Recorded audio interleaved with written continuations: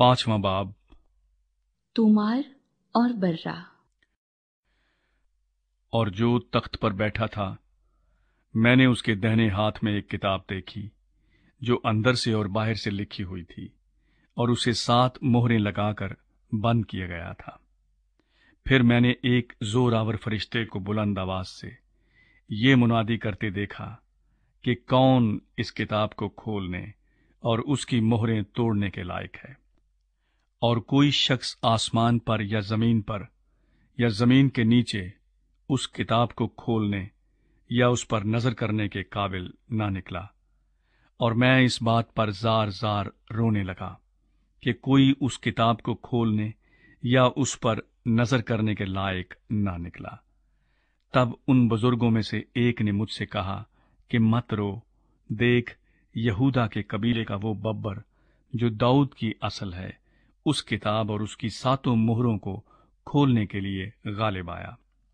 और मैंने उस तख्त और 4 जानदारों और उन बुजुर्गों के बीच में गोया ज़बह किया हुआ एक बर्रा खड़ा देखा। उसके 7 सींग और 7 आंखें थीं।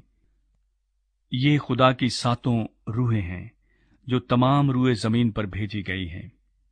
उसने आकर तख्त पर बैठे हुए के दाहिने हाथ से उस किताब को ले लिया। जब उसने किताब ले ली तो वो 4 जानदार और 24 बुजुर्ग उस बर्रे के सामने गिर पड़े, और हर एक के हाथ में बरबत और ऊद से भरे हुए सोने के प्याले थे। ये मुकद्दसों की दुआएं हैं।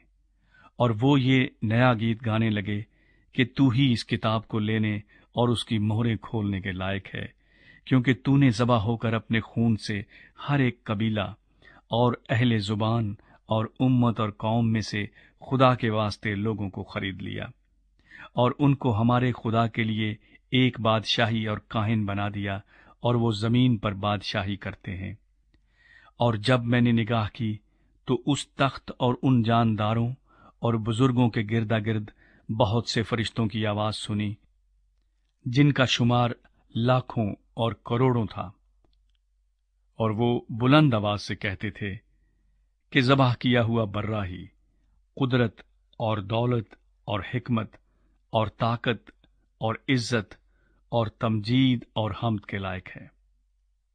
फिर मैंने आसमान और जमीन के नीचे की और समुंदर की सब मखलूकात को, यानी सब चीजों को जो उनमें हैं, ये कहते सुना कि जो तख्त पर बैठा है उसकी और बर्रे की हम्द और इज्जत और तमजीद और सल्तनत अब्दुल-आबाद रहे।